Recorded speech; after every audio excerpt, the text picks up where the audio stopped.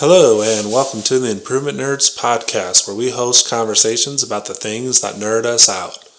The idea behind the Improvement Nerds podcast is to invite guests onto our show and give them a platform to talk about the things that make them nerdy. And as they share their ideas, we want to explore the important question of how does that idea intersect with improvement? We're curious about multiple types of improvement of self, improvements made by teams, improvements made by organizations and communities of people. We even want to know improvement that's occurring at a larger scale, possibly with a societal impact. During each episode, we, along with our guests, will explore the topics that person's passionate about. The things that, when they're doing them, make time pass without any effort. The things that seem more like play than they do work. The things that are possibly that person's true calling. As we explore the topics that make us and that guest nerdy, we'll explore the why behind that passion and understand the purpose that idea is bringing to that person's life. We'll allow that person to teach us a little bit and share with us more information about that topic so that we can explore the idea for ourselves. Then, we'll look at how that passion intersects with improvement. In other words, we want to know how that idea makes us better people, better friends, better employees, better leaders, better insert whatever role might fit. We're excited to have you join us on this journey as we and our guests nerd out.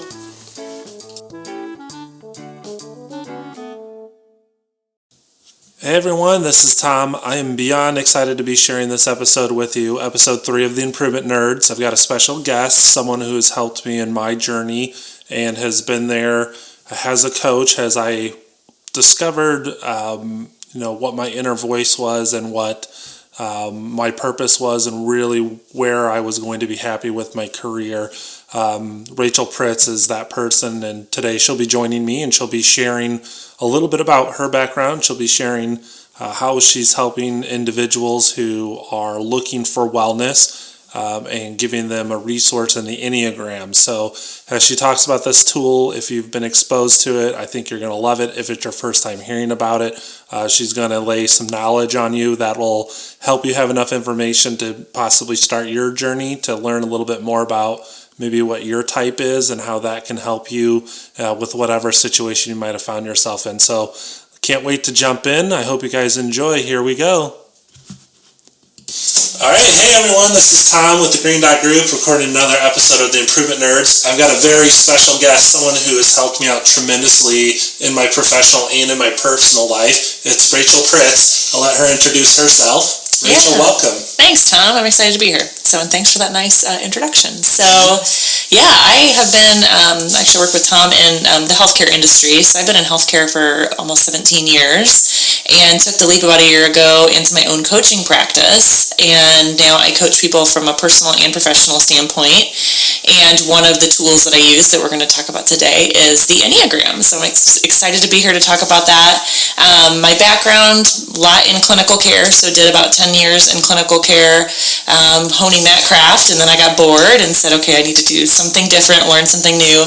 Was always interested in leadership, so got into leadership, and then just kind of took off from there. Got really interested in data and analytics and moved into informatics and more of the IT side of healthcare, which was wonderful. I got to learn a lot. During that time, I was being coached myself, and so I started seeing some really big transformations for myself through coaching and helping me get unstuck from some of the things that were going on even personally.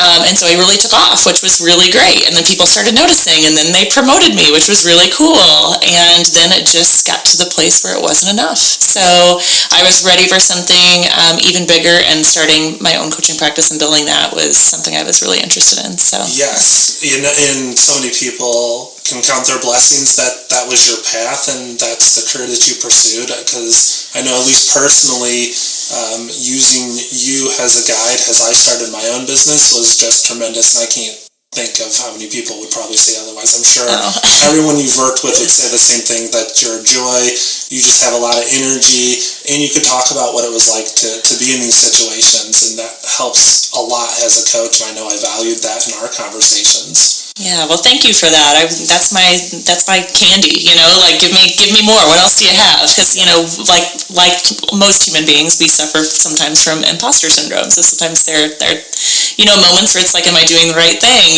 Maybe I have no business doing this. All those, limiting beliefs we tell ourselves. So yeah, and it's like the wind. When you're in that situation, it's like that wind gets knocked out of you a little bit. That you find out maybe who you thought you were. Right. May not have been true, and I know that's going to be something we talk about as we talk about your services and the thing that totally nerds you out. And I'll just tell you that I had the wind knocked out of me. I'm sure you've had the wind knocked out of you, and sometimes you can't get that breath back without enlisting a tribe of people who love you and want to help you get that breath back, and not just use that breath to return to what you were, but to breathe that into a new life.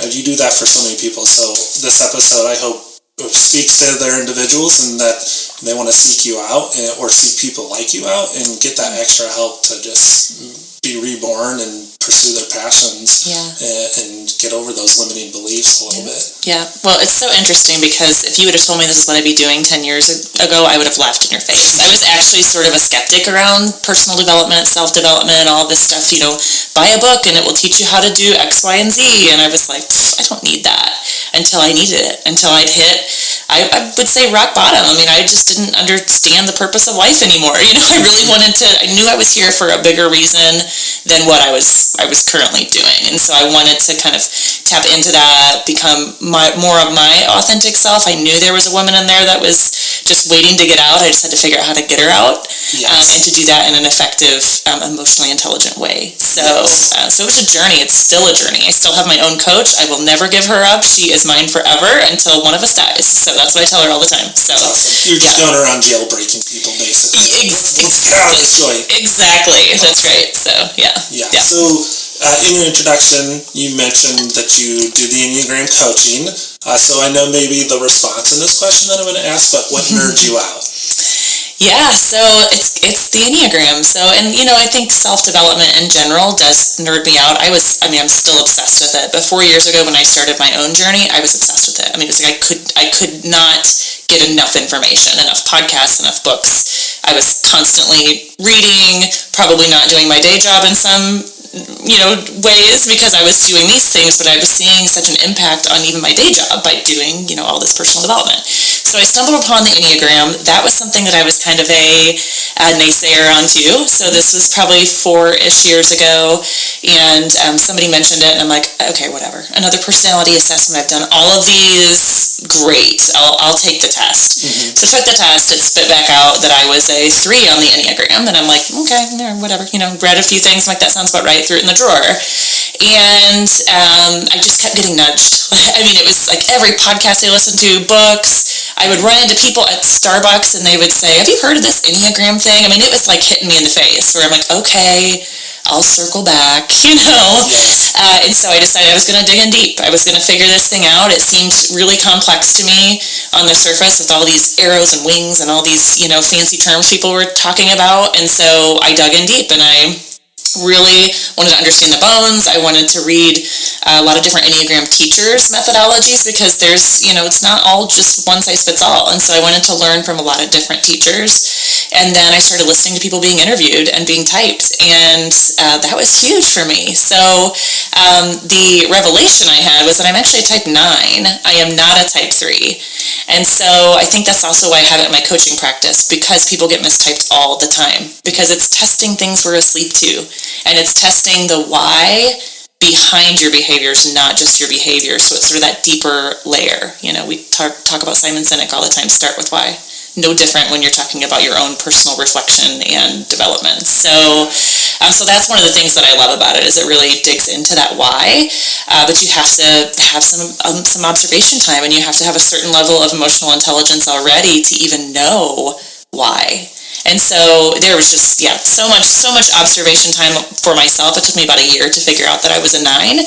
But the beauty of that is that I got to explore all the types. And so now I knew all the other types are ways that people show up in the world and how they view the world, which is very different than the way I view the world. So it created this instant compassion for other people, and I just felt this grace for people. Their behavior didn't have anything to do with me in most circumstances. It was just their stuff that they're carrying. So when I could put it in those terms, it depersonalized it for me. And so I loved that. So I love the dynamic piece to the Enneagram. It's very dynamic. There's no put you in a box and stay there. You can do that and stop there, but there's so much more to it. And so the other reason I love it is that it really supports growth mindset, which is a big thing for me.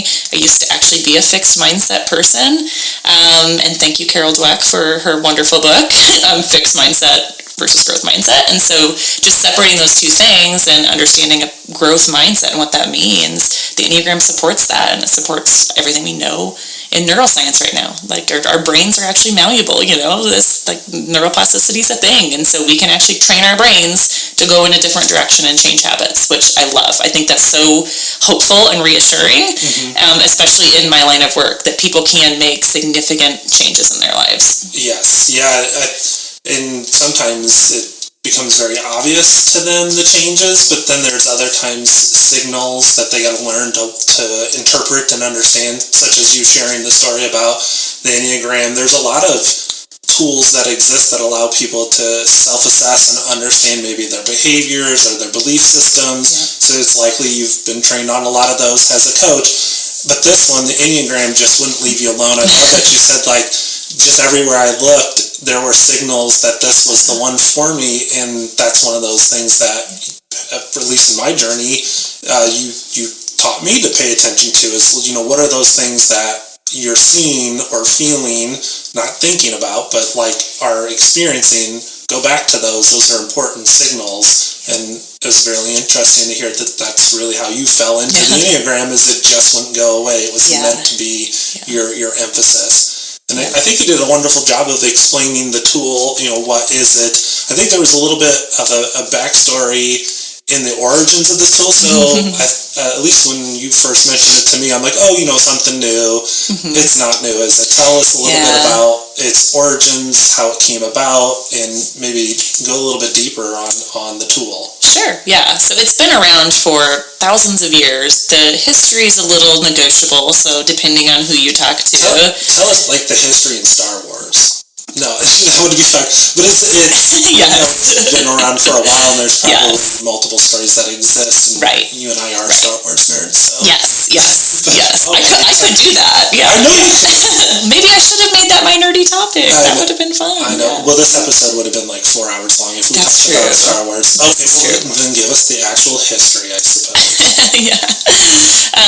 So like I said, it's somewhat negotiable, but the pretty little diagram, if you look up the Enneagram, is intentional. And so that's the other reason I love it, is it wasn't just something somebody threw together. It was actually a lot of spiritual teachers a long time ago that got together, all from different types of faith origins. So it wasn't just, Christian or whatever that looks like. And they were observing people, which we don't do a great job of in today's world because we're so busy, It's everything's just so chaotic. We don't sit and just observe people. So they were sitting and observing people, and they came up with these 9 types or ways to sort of view the world. And so that's where the typology system started.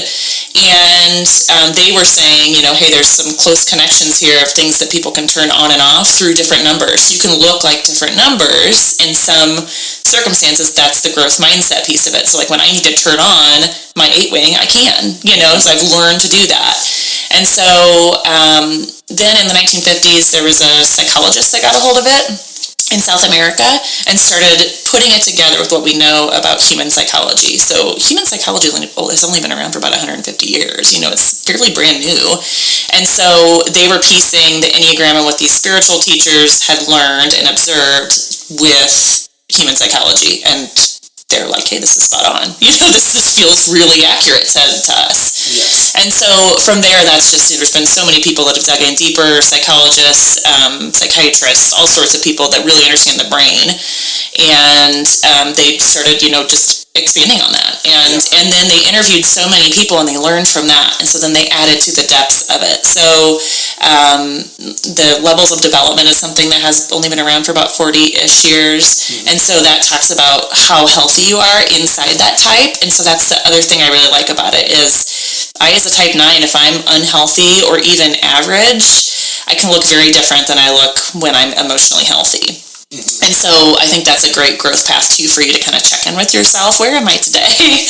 And how am I showing up in the world, and how can I improve that? So, yeah. Yeah, and I think that aside from the history and the scholarly work that has gone around it, there's other tools like Myers-Briggs and DISC that as you take them, there's kind of a disclaimer across the bottom. So, this is something that's not necessarily prescriptive. This is based on your responses in certain circumstances. But even with those disclaimers, as people take those, they validate it in the way that they feel. And as they read through those things, they're like, yeah, that's pretty true. Yeah. And I think outside of those things happening for the Enneagram, I'm sure the people, as you coach them, they're validating as well with this is pretty accurate, and I feel that, or I sense that, or that's accurate, and that is a limiting belief that I've had or need to be more aware of, kind of thing. So are you getting that response from your clients? How many people are helping to validate it, maybe in an unscientific way, but more of a personal, connected way? And I think it's more, it's anecdotal feedback that you get where we go through this guidebook that I created and I ask them some questions, and people are in tears at times. It's really things that maybe they've sort of suppressed and are coming up too. And even when they start thinking about childhood and how they were raised, they can start connecting it there. But absolutely, I think there's so much there, just anecdotal, not so science. And coming from healthcare, I'm like that science was my thing, Yes. And I've learned to trust some of that anecdotal, evidence that we have. It doesn't always have to be hard numbers or data driven. So yeah. You just spoke to my inner nerd. It was like you were saying quantifiable data and qualifiable data. So all the improvement experts and dorks out there are just, now they get it. I just said it in nerdier ways. That's really, I think that's a great way to view the world is not just these signals, but like hard data and then emotions. And that anecdotal part is probably a lot about feeling. So in this, and you talked a little bit about people as they learn their type and they walk this journey, things that may have arisen in childhood. And I know, at least in my journey, as you and I had conversations, you asked me to think about life events that caused me to kind of try to fit in certain ways or redefine what good looked like. And that over time created a different persona within myself. So talk a little bit about this theory that you're two people. You're authentic and your social self. So tell us what those things are. Yeah, so your social self is really just the person that you've been trained to be. And so you get lots of messages from your family of origin, from peers, from mentors, from job roles, all sorts of things, from your spouse. You get influenced as far as what or who you want to be. And so sometimes we can get pretty far away from who we are authentically because we've been socialized in such a way that now we don't even recognize ourselves. And so I think unraveling some of that, the Enneagram does, other tools do that as well, but unraveling, getting back to who you were born to be versus who the world told you should be is really important. And we're never going to be fulfilled and really truly happy if we can't unravel some of that. So you can only push your authentic self down for so long before she or he starts screaming and says, hold on, something's wrong. Enter midlife crisis. So, and that's where I get a lot of clients is in that space where something's really wrong and I don't know what it is. I can't even articulate what my problem is. Right.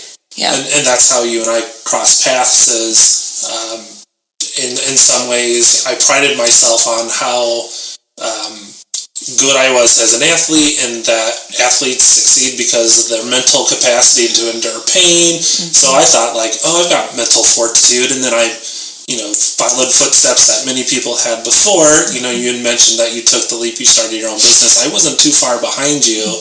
And as I took that jump, I had emotions that I had no idea what to do with. I was afraid to admit that I was experiencing them. And I'm sure people listening to this can relate to, I didn't believe, anxiety was a real thing, or those people who had anxiety, I never really understood them.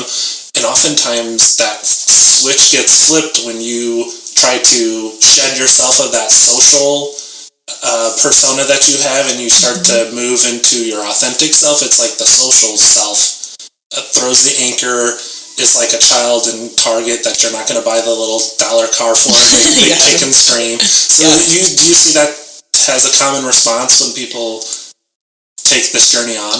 For sure. So there's usually some type of a catalytic event that happens, especially when there's a change cycle, when you're in square one of the change cycle. And Martha Beck, who taught me to be a coach, talks about it in the life cycle of a butterfly. So when a caterpillar is in its little chrysalis, it's just like a big pile of goo, right? It's just this icky pile of goo, and it doesn't know which end is up, right? It can't figure anything out, right? And so then once it starts to form and things start to change and they get more into that growing phase, then it can start to feel a little more uncomfortable. And then when you have to get out of that little chrysalis and you have to actually do some action and actually take the leap and do something in a business that you're growing, that can feel uncomfortable again. So there's this cycle that you kind of okay, now I think things are better. Oh wait, now I'm back here. What's happening? And that's just growth. I mean, these are all good things to experience, but they're uncomfortable for sure. We just have to get comfortable with being uncomfortable. I think that's a very accurate statement. And also, don't put a time limit on these events. I'm going to be uncomfortable, but it's only going to last a little bit, or it's only going to happen once. That's, you're trying to rush it. And I think some good advice you gave me is, this is a journey. All these things that you're experiencing, don't just walk past them, but stay present in them and try to learn what it is that maybe you're afraid of, or learn where you're trying to come out as your authentic self and validate that to be true. So I think that's good advice you gave me. I want to make sure I mention it, is don't rush this thing. Experience whatever you're experiencing. In fact, in your newsletter today, you were talking a little bit about hitting rock bottom and just giving people permission to stay there for a moment to take inventory of maybe why they're there. Yeah. Because if you don't assess what's happening, or maybe why you're in that situation, how are you ever going to climb out of it or prevent yourself from growing through it the next time it occurs? So your newsletter hit on that this morning, and I think it's a really important takeaway in any self-improvement journey. And as we move in questions, I know this isn't all about self-improvement. This is kind of broad application. So we'll get to that question as well, how this intersects with improvement. But I have one more question. Why the Enneagram? Why does it nerd you out? Why is it a passion of yours? Yeah.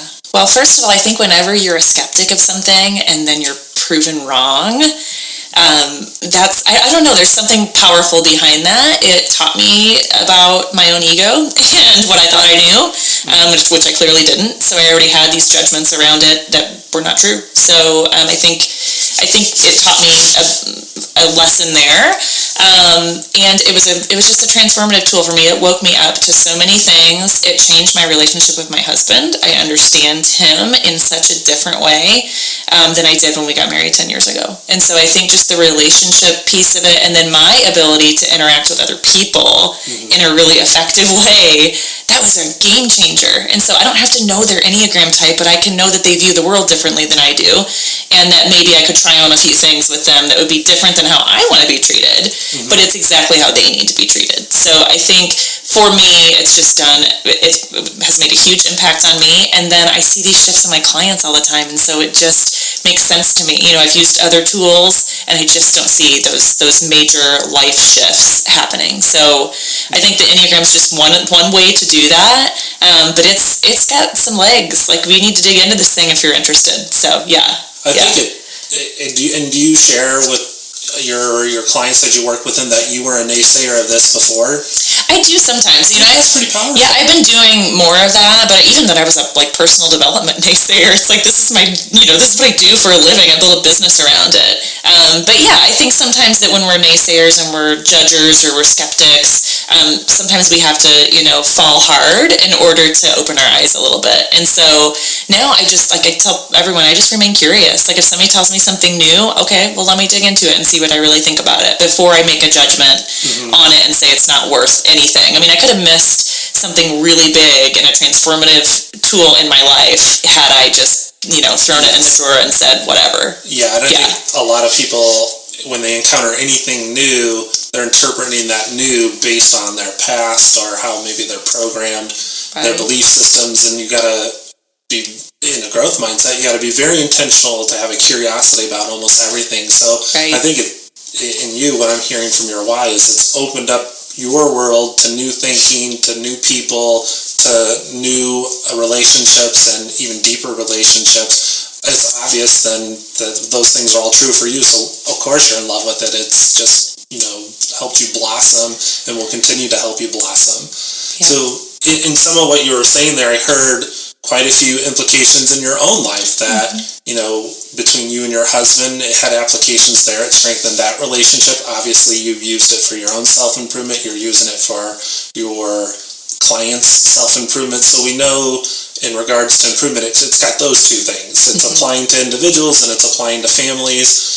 Are there any other contexts in which you're using the Enneagram for maybe improvement at a larger scale? Yeah, so I do some work with corporate clients just from a relationship standpoint, so especially on leadership teams. So bringing people together and learning the Enneagram, so we learn how to treat the people around us and we kind of understand how they, tick and what's going on there. That's been really helpful. I think just the increase in EQ alone is huge in organizations. And so, if we can do that, our IQ is pretty stuck. You can move it a few points, but the EQ, you can strengthen that sucker all day long. And so you can become a bodybuilder on the EQ side. You can really strengthen those muscles, right? And so that's what I love. And then I love watching teams interact in a better, more effective way. I think from a productivity standpoint, that's huge. So, I know in the, corporate world, we talk a lot about productivity and how can we be efficient, all those types of things. And how can we, make this process better? Well, when you have a high EQ, teams are going to function much better. So, just when you think about my husband and I, adding even we're a team. And so if we would have added, more people to that team and I've coached some family through the Enneagram and that's helped our relationships, we're so much more effective. So, and I think in general, we're just happier people, right? Because we're not trying to just figure each other out. We have a prescription now on how to kind of treat this person, So, yeah, I think the EQ on the business corporate side is huge. And it's tough to teach that. And so people have to put some effort in there for sure. The individuals do. But having a framework for that with the Enneagram, I think, is really helpful. Yeah, and I think somewhere along the way, I'd read that EQ is the next competitive advantage, and that really it's something that allows the organization to team better. Google did a bunch of research. They're calling it psychological safety. Well, it's hard to participate on any team if you don't know yourself first. So the Enneagram does, it sounds like in your engagements with organizations, it really focuses on sample size of that individual and helps them to understand who they are and how they view the world first before they go outside themselves and try to interact with others. Exactly, that's right. And so I like to call it, we talk about self-awareness a lot in EQ, but I like to call it self-wisdom because awareness isn't enough. Yeah. So the awareness is just, okay, that's great, I know, but now what am I going to do with it? And so I think when you get to a place where you're truly wise within yourself, that's where we want people to be. And then that's how they start creating those better relationships, improved relationships. But yeah, I think the first step is always the self-wisdom, which takes some time. To your point earlier, you can't rush this stuff. You really got to take some time and dig in deep. Yeah, in some ways, I don't want our listeners to think that this is all about leaning in. Because when you practice this wisdom and you grow as a person, in some ways you may be able to assess your relationship with work or your circle, and in some ways you may be making decisions to walk out. And I don't want people to think this is all about know yourself so that you can endure whatever situation you're in. Yeah. Know yourself so you can make decisions about what kind of situations you want to create for yourself in your future. Absolutely. Yeah. And I coach a lot of high achievers. So I get a lot of 3s and 8s on the Enneagram. And so they can come to me exhausted because they have tons of energy and they're pouring everything into their work or whatever that looks like. And they come to me and they're like, I can't do this anymore. I'm just absolutely burnout exhausted. And so it's really helpful for them to understand why they feel that way. Like what was the message, or what's the message that they've received throughout life that makes them feel like they can't put their feet up? Mm-hmm. And that, 3s and 8s are a lot of CEOs in companies, and so it's just fascinating to have them figure some of that out and unravel some of that for themselves, so they realize that the only value they bring to the world is not just working 24 hours a day, right? Like they're valuable first. So yeah. And that's almost another episode that I need to create with you, is this war on burnout. Yeah. And there's this focus on productivity and creating value. In some ways it's becoming detrimental, and I know outside of working the Enneagram you do a lot of organizational coaching and facilitating to help them understand maybe where the burnout's occurring, why it's occurring, and what they can be doing about it. So I know that's another passion of yours. Yes. And thank you for one, your background working in nursing and all the patients that you cared for and the sacrifices you made to invest in that education and to do that strenuous work. And I know because you were in those shoes, that's a certain segment that you really focus on is nursing. And I know there's probably other groups of people that are experiencing it too, but I know nursing and the concern of burnout is something that you're really passionate about. Yeah, that's right. And it's interesting because coming from healthcare, we talk about burnout all the time in nursing and in physicians or providers, but it's everywhere. So everywhere I go, I've done some work in higher education, big burnout problem there. It's just everywhere. I mean, drive down the road and look at the people next to you and they look miserable. They're driving into work and they're miserable. And this is not why we were put here. We were not put here to live in misery. I promise you that. Whatever you believe, whatever your belief system is, we were not put here for this. And so, it is a problem. It is a personal mission of mine to combat the burnout crisis. Yeah, and you're such a warrior in that, and thank you for leading that charge and for all the people that you've helped in those roles to learn that they have a voice and to advocate for themselves so that they can advocate better for patients. And I know that you're making improvements not just for the nursing, but for the patients that those nurses serve. So that's tremendous. Well, thank you. Yeah. So I want to know, I'm curious, what's been saving your life lately? So I could say something small, like coffee sometimes does save my life. It could be that simple, right? But I really think so. I've been going to Orange Theory for about the last 3 months, and I love it. I had some injuries recently, broke my ankle about 1.5 years ago, so I really honestly never thought I'd be able to run again. And I'm not a big runner, but there's something about it that I just love. It's super motivating to me.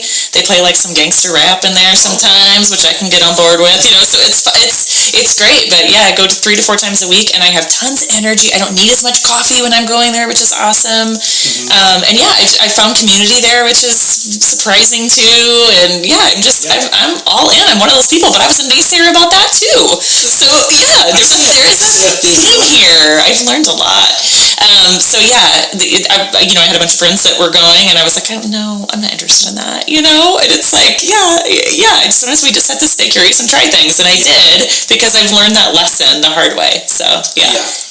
And I think with that, I think it's funny your theme is that naysaying, and for at least what I've known of you is that you always allow yourself to say yes when you're afraid, but no when it's an F no. Yes. You've been super sweet, so I want to thank you for not, dropping any F-bombs. It's hard for me. I figured you didn't want that explicit tag on the, for this episode. So, yes, because Rachel Pritz is here, so, yeah. Well, I can say hell. Can I say hell? Yeah, you can say hell. So, yeah, if it's not a hell yes, it's a no. I mean, I think that's a theme for me, so when somebody asks me to do something, and I'm like, that's not a hell yes, no. Yeah. So learning just to say no, and it's a full sentence, right? No. Well, yes. Yeah.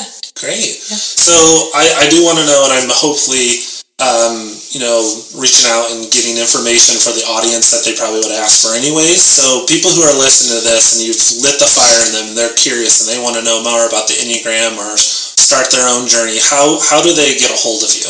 Yeah, so you can go to my website at rachelpritz.com. There is a way to contact me through there, or set up just a quick 20-minute phone call so we can chat. I'd love to just chat and meet new people. I have a call with a guy from Brussels later this week, which will be fun. So talking about the Enneagram. So that's one space. You can also find me on LinkedIn. So I do lots of work on LinkedIn, and so you can always send me a message there. I'm on it fairly frequently, so I would see that message. And yeah, I just love to connect, and especially with local people in Indy, I love grabbing a coffee and learning what people do and kind of learning what makes them tick and what they nerd out on as well. So yeah. I see like a blue ocean strategy, like the Enneagram and RIT type training, that rapid interval training, like you're going to blend Orange Theory and the Enneagram into one thing. Yeah, I just saw somebody on Instagram. There's a lot of like memes on Instagram around the Enneagram. Some of them are completely false, but they're funny. And so somebody was talking about fitness and the Enneagram, and so they connect. And I was like, I was just thinking about this in Orange Theory. You could totally connect these two. So it was so funny. And what fits for you is with your personality. So it's just interesting. So basically, she's willing to try anything to help people discover themselves. But that's exactly. Yes. That's awesome. Yeah. Well, I want to thank you for your help in my journey. I would recommend you, and I do recommend you to so many people. You're just level-headed. You ask the hard questions that most people really don't want to answer, but because they've been asked, they may not answer it during the coaching sessions, but they do think about it, and it gives them that opportunity to discover maybe the truths or the untruths. A lot of what you helped me do is realize I told myself stories that were completely made up, and I'm sure people listening to this, they're telling themselves these same stories. We all do it, unless you're, I've yet to meet a single person that doesn't do some storytelling, so for sure. Yeah, I'd say the greatest thing you gave me was to change the way I talked to myself, and I know you'll do that for whoever reaches out, and what I hope is that this message rings true for a lot of people, and that you become a part of those people's lives and help them help them the way that you helped me. And I can't thank you enough for that. Well, you did the work, so that's the key message here. You did the work. I just asked some questions, right? So you have to give yourself some credit there. Yeah. So you heard it here first. I do work hard, and then you will too if you reach out to her. She's not going to do it for you. She'll ask you the hard questions that you need to answer. So thanks again for coming on the episode. Thanks, Tom. All right, there you have it, an overview of the Enneagram from Rachel Pritz. I've loved this conversation. I hope you've enjoyed it as well. I hope that she's inspired you to look into the Enneagram and to include it in your own journey, to consider it if you work with teams as a way to help those teams understand the motivations of one another's behaviors and that person's background, and to gain appreciation for that, and to even use it as a tool at an organizational level to allow leaders to understand in their backgrounds, their own belief systems, as they are often the cadence setting of an organization. And it's really important for leaders to have this awareness, as they oftentimes are the ones that define culture. So just an amazing tool. I'm grateful that Rachel came on and talked to us about it and all the ways that it's being applied. In there, she shared some of the resources. She shared ways to get in touch with her. Again, she's an executive coach. She's a personal coach. She's wonderful to work with. I can contest to that. And as she said, she could be found on LinkedIn. She could be found on her website, www.rachelpritz.com. Would be the best ways to reach out to her. So if this motivated you, if this is something that's got your wheels turning, use it as a platform to build on from. Short episode, we're not going to be able to cover absolutely everything in the Enneagram. It's large and it's expansive, but hopefully it was something that added to your current understanding of the Enneagram. Hopefully, if you've not been exposed to it, this was something that motivated you to gather resources and dive into this and to find out if it's a fit for you and the journey that you're on.